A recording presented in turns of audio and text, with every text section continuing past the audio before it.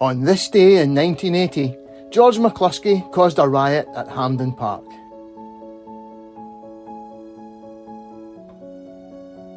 Season 1979-80 was in danger of petering out into a massive anticlimax for Celtic after a late collapse in form saw them blow a commanding 7-point lead in the league at the beginning of April to slump to second place behind Alex Ferguson's Aberdeen, who won twice at Celtic Park that month to win their first title since 1955.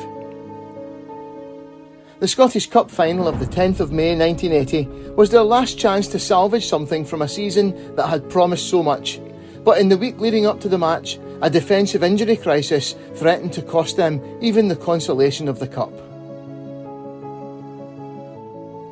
With both regular centre-halves Roddy McDonald and Tom McAdam suspended, and stand-in Jim Casey going over on an ankle in training, Billy McNeill left everyone guessing, despite giving out a list of 11 names to the press the day before the game.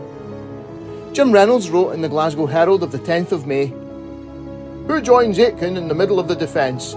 McGrain or Conroy? Does he play 4-4-2 or 4-3-3? McNeill knows, but he is not telling."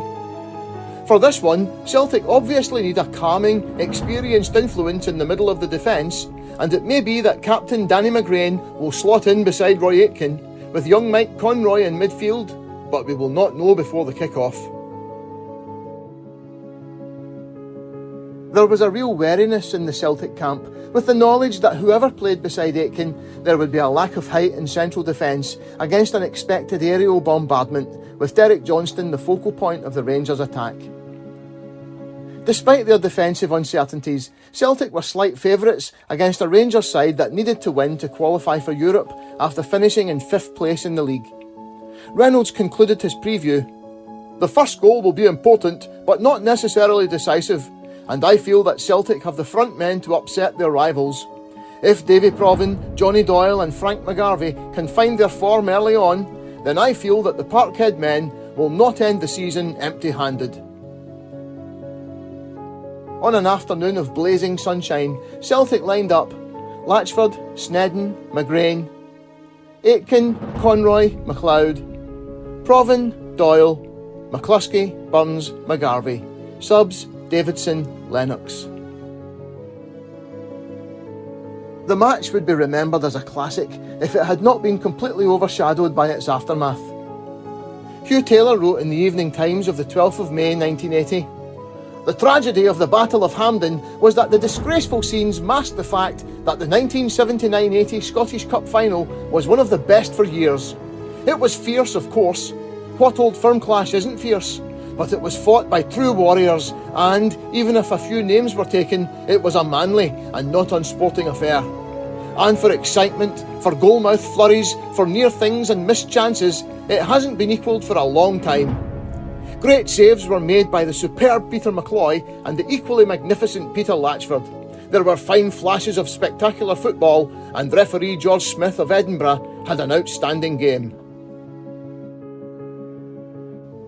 With the score locked at 0-0 after a pulsating 90 minutes, it was Celtic who showed the greater resolve in the leg-sapping extra 30. The winner arrived 2 minutes into the second period. Alan Heron wrote in the Sunday Mail of the 11th of May 1980, "With players showing clear signs of cramp and weariness as the clock crept to 17 minutes of extra time, Celtic got a corner on the right side of the field at the Rangers' end. Davy Provan hit it high and cleanly into the packed Ibrox goalmouth, where the head of Rangers' best player, Ali Dawson, knocked it out of the danger area. Celtic skipper Danny McGrain, almost on the halfway line, kept his eye on the ball as he ran to meet it and thumped it straight on target. Peter McCloy, who had made several good saves throughout the action, saw it coming and positioned himself accordingly. But George McCluskey, who had been treated for a leg injury a minute earlier, instinctively stuck his foot out at the ball, and that was enough. McCloy desperately tried to reach the ball as it flew towards his left-hand corner. He got a hand to it, a touch. It wasn't enough. The ball finished in the net, and Celtic had won the cup. At the final whistle, Celtic players went to acknowledge the fans, large numbers of whom spilled onto the pitch, and by the time Danny McGrain picked up the trophy, there were thousands celebrating around the halfway line in front of the main stand as the first Rangers fans charged onto the scene with violence in mind.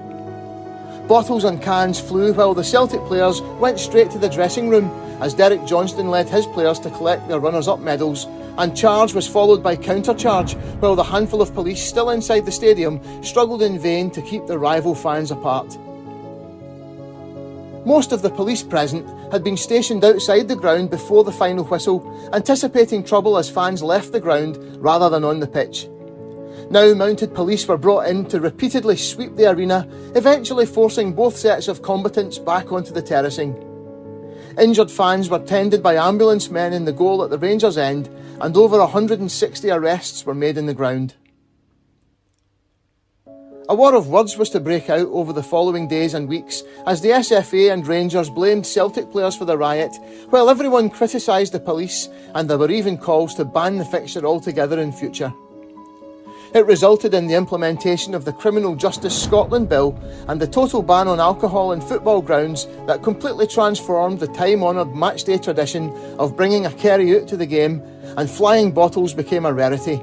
So maybe some good came of the Hampden Riot of 1980. Danny McGrain was named the sponsor's man of the match, but the real hero of the day, so sadly overshadowed by the violent aftermath, was Mike Conroy, playing his first ever senior match at centre-half. Alan Davidson wrote in the Evening Times of the 12th of May 1980, "Mike Conroy hasn't been a flamboyant player in the couple of seasons he's been doing his top team bit for Celtic, and true to character, he wasn't showy at Hampden on Saturday either. But this steady, capable young man emerged as probably the major factor in his side's triumph as the player who came into what manager Billy McNeill described as a wounded team and applied the first aid to the central defence. Conroy stood shoulder to shoulder with Roy Aitken for the first time and showed the composure and awareness of a veteran to the position. A remarkable performance indeed."